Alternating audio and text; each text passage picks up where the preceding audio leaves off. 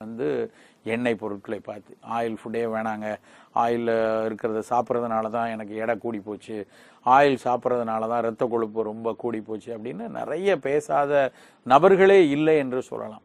அப்படி எண்ணெய் வந்து ஒரு பெரிய பாதகமான விஷயமா அப்படின்னு பார்த்தோம்னா, எண்ணெயில் பெரிதாக தவறு கிடையாதுங்கிறது தான் உண்மை. நிறைய பேர் நினைக்கிற மாதிரி ஆயில்னா விஷம் கிடையாது. ஆயிலினுடைய அளவு குறைக்கப்பட வேண்டும். அன்றைக்கு நம்ம வந்து பாரதிதாசன் கவிதையில் கூட சொல்லுவாங்க, அதாவது சாப்பிட்டு முடிச்சு கை கழுவும் போது கையில் தண்ணீர் படாத அளவுக்கு எண்ணெய் வழியும் அப்படிம்பாங்க. சாப்பிடும் பொழுது அந்த சோறு உருண்டை வாய்க்குள்ளே போகிறப்ப கை வழியாக, கையின் பின்னங்கையின் வழியாக நெய் வழிந்த மாதிரிலாம் கவிதை வந்து எழுதியிருக்கிறத நம்ம படிச்சிருப்போம். ஒரு பெரிய விருந்தோம்பலில் ரொம்ப நெய் ஊற்றி சாப்பிட்றத வந்து மிகச் சிறப்பான ஒரு விருந்தோம்பலாக அந்த காலத்தில் இருந்ததெல்லாம் நம்ம இலக்கியங்களில் பார்க்கும்போது தெரியுது. ஆனால் அப்படி இன்றைக்கு நம்ம சாப்பிட முடியாது. அன்றைய வாழ்வியல் வேறு, அன்றைய உடல் வாகு வேறு, அன்றைய சுற்றுச்சூழல் வேறு, அன்றைய மனம் வேறு. ஆனால் இன்றைக்கு நம்ம இருக்கக்கூடிய ஒரு நெருக்கடியான வாழ்வியல்ல, சூழல் மாசுபட்டு இருக்கிற வாழ்வியல்ல, உடல் இயங்கியல், உடல் உழைப்பு குறைந்திருக்கிற வாழ்வியல்ல நம்ம எண்ணெயை குறைச்சி தான் சாப்பிடணுங்கிறதுல எந்த மாற்று கருத்தும் இல்லை. ஆனால் எண்ணெயே வேண்டாம், எண்ணெயே நமக்கு தேவையில்லைன்னு நினைக்கிறதும் மிக தவறான ஒரு விஷயம். குழந்தை பருவத்திலேருந்து நம்ம கொஞ்சம் ஆயில் நம்ம சேர்த்து கொண்டு தான் வரணும். ஏன் முக்கியமாக சேர்க்கணும் அப்படின்னா, எண்ணெயில் சில விட்டமின்கள் எண்ணெய் பொருட்களில் தான் கரையும். ஃபேட் சொலிபிள் விட்டமின்ஸ் அப்படிம்பாங்க. சில உயிர் சத்துக்கள், சில விட்டமின்கள் வந்து தண்ணீரில் கரையக்கூடியது. அது வந்து நம்ம சாப்பாடோட தண்ணீரோட சேர்த்து சாப்பிடும்போது அது கரைந்து ரத்தத்தில் போயிடும். ஆனால் ஃபேட் சொலிபிளாக இருக்கக்கூடிய விட்டமின் எண்ணெய் பொருளே காட்டலைன்னா அதுவும் நம்ம உடம்புல சேராமல், கரையாமல், நம்ம உடம்புக்குள்ளே போகாமல் இருப்பதற்கான வாய்ப்பு இருக்குது. அப்போ கொஞ்சம் அளவுக்கு நம்ம எண்ணெய் சாப்பிடணும். குழந்தைகளாக இருக்கிற பட்சத்தில், சிறு குழந்தைகளாக இருக்கிற பட்சத்தில், ரொம்ப மெலிந்த தேகமாக இருக்கக்கூடிய குழந்தைகளுக்கு நம்ம அன்றாடம் கொஞ்சம் நெய் சாப்பிட்றதுல தவறு இல்லை. அவர்கள் நெய் வந்து குறைந்த அளவில் சாப்பாட்டில் வந்து சேர்த்து கொள்ளலாம். வேறு எண்ணெய்களும், கடலை எண்ணெயோ, தேங்காய் எண்ணெயோ, நல்லெண்ணெயோ நெய்க்கு இணையாக பயன்பட வேண்டிய ஒரு பொருள் தான். அதை வந்து சாப்பாட்டோட சேர்த்து கொள்ளலாம். வளர வளர தான் நமக்கு வந்து ஒரு 25 வயது தாண்டினதுக்கப்புறம் நம்மளுடைய உடல் உழைப்பு வந்து குறைவாக இருக்கிற பருவத்தில், ஏன்னா சின்ன குழந்தைகள் விளையாடுற அளவுக்கு விளையாட்டு இல்லை, நம்ம வந்து உடல் உழைப்பு நம்ம அலுவலகத்துக்கோ எதுக்கு போகிறதுனாலும் பஸ்ஸில் கார்லன்னு ஓடிக்கிட்டே இருக்கோம்னா நமக்கு அதிகமாக எண்ணெய் தேவையில்லை. அதனால் எண்ணெய் எந்த நபருக்கு, எந்த வேலை செய்பவருக்கு, எந்த வயோதிகருக்குங்கிற பொறுத்த அளவில் அதனுடைய அளவு மாறுபடும். அதை விடுத்துட்டு மொத்தமாக எண்ணெயை விடுறதுங்கிறது ரொம்ப தவறான ஒரு விஷயம்.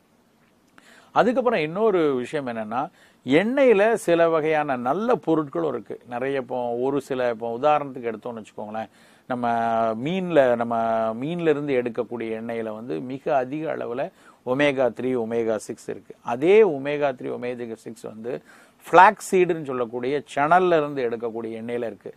அதனால தான் இன்றைக்கி வந்து நிறைய பேர் வந்து இந்த ஃப்ளாக்ஸ் சீடை வந்து நம்ம நாள்பட்ட நோய்கள் இருக்கிறவங்க, அதாவது இரத்த கொதிப்பு, மாரடைப்பு, புற்றுநோய்கள் இருக்கிறவங்கலாம் அந்த ஃப்ளாக்ஸ் சீட் பயன்படுத்த சொல்கிறாங்க. இந்த ஒமேகா 3, ஒமேகா 6 வெறும் ஃப்ளாக்ஸ் சீட்லேயோ மீன் எண்ணெயில் மட்டும் கிடையாது. நம்ம அன்றாடம் பயன்படுத்தக்கூடிய, வட இந்தியர்கள் பயன்படுத்தக்கூடிய கடுகு எண்ணெயில் கூட நிறையா இருக்குதுன்னு சொல்கிறாங்க. நம்ம ஊர் அரிசி தவிட்டு எண்ணெய்ன்னு சொல்லக்கூடிய ரைஸ் பிராண்டில் கூட இந்த எண்ணெய் இருக்குதுன்னு சொல்லியிருக்காங்க. ஸோ இப்படி பல நல்லது செய்யக்கூடிய பொருட்களும் அந்த எண்ணெய்களில் இருக்குது. அது வந்து நம்ம உடலினுடைய அன்றாட மெட்டபாலிசத்துக்கு அந்த எண்ணெய் வந்து நமக்கு தேவைப்படும். சரி, இப்போ எண்ணெயை எப்படி பயன்படுத்த வேண்டும் அப்படிங்கிறதுலையும் நிறைய மாற்று இருக்குது. இன்றைக்கு வந்து நம்ம பொதுவாக எண்ணெயை எப்படி பயன்படுத்துகிறோம் அப்படின்னா, தாளிசம் பண்ணும்போது பயன்படுத்துகிறோம். ஒரு சமையலை வந்து முடிச்சுட்டு நிறைய காய்கறிகளையோ கீரைகளை வேக வைத்துட்டு அதை கடைசியாக அந்த வெந்த பொருளை வந்து பரிமாறுவதற்கு முன்னாடி வந்து தாளிச பொருட்களோடு சேர்த்து எண்ணெயில் தாளித்து அதுக்கப்புறம் அதை வந்து சேர்த்து கொள்ளணும். இதே வெளிநாடுகளில் இந்த எண்ணெயை எப்படி பயன்படுத்துவாங்கன்னா, சீசனிங்காக தான் பயன்படுத்துவாங்க. அந்த எண்ணெயை வந்து நல்ல காய்கறி துண்டுகள்லாம் வேக வச்சு எடுக்கிறாங்க, இல்லை பச்சை காய்கறி துண்டுகளாக வைக்கிறாங்க, இல்லை பழத்துண்டுகள் வைக்கிறாங்கன்னா அதுக்கப்புறம் அது மேலே சீசனிங்கை 1 ஸ்பூன் 2 ஸ்பூன் அவர்கள் நாட்டு எண்ணெயை வந்து மேலே விட்டு அதை வந்து சாப்பிட சொல்லுவாங்க. நம்ம அந்த மாதிரி பெரும்பாலும் கிடையாது. நம்ம எண்ணெயை நேரடியாக வந்து மிளகா பொடியில் போட்டு சாப்பிடுவோம். சில நேரங்களில் உளுந்தங்களியில் கொஞ்சம் சேர்த்து சாப்பிடுவோம். அதை தாண்டி பொதுவாக எண்ணெயை வந்து நம்ம சமையலோடு சேர்த்து தான், காய்கறிகளை வேக வச்சோ இல்லைன்னா வந்து அந்த தாளிசம் பண்ணுவதற்கோ மட்டும்தான், இல்லை மிளகா பொடியில் போட்டு தான் கொஞ்சம் சேர்த்துக்கொள்வோம்.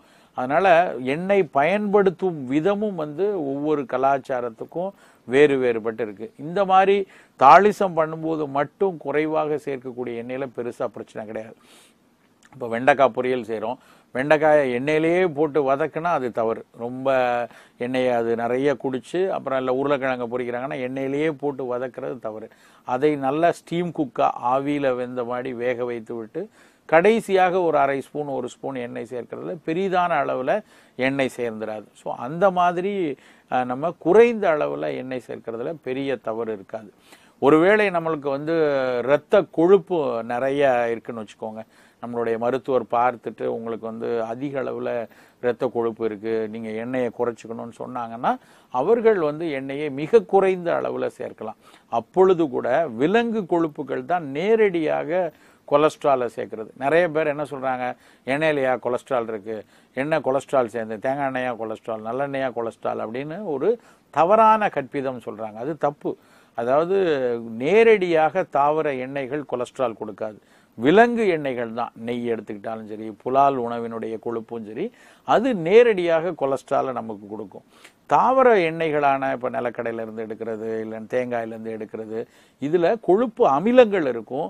அது நேரடியாக கொலஸ்ட்ராலை வந்து கொடுக்கக்கூடியவை கிடையாது. அவை அந்த கொழுப்பு அமிலங்கள் சரியாக எரிக்கப்படாமல் சரியாக ஜீரணிக்கப்படாமல் போகும் பொழுது கொலஸ்ட்ராலுக்கும் அந்த இரத்த கொழுப்பை படிவதற்கும் கூடுதலாக இருக்கும். அதனால் நம்ம வந்து எல்லா எண்ணெய்களும் கேடு அப்படின்னு நினைக்க வேண்டியதில்லை. நம்ம இரத்த கொழுப்பு கூடுதலாக இருக்குன்னு மருத்துவர் சொன்னாங்கன்னா புலால் உணவுகளையும் இந்த விலங்கின கொழுப்புகளையும் தவிர்க்கணுமே ஒழிய மற்ற எண்ணெய்களை குறைந்த அளவில் கொஞ்சம் போல சேர்த்துக்கிறதுல தவறே கிடையாது. இப்படி எண்ணெய்க்கு பின்னாடி மிகப்பெரிய விஷயங்கள் நிறைய இருக்கு. சரி, எந்த எண்ணெய்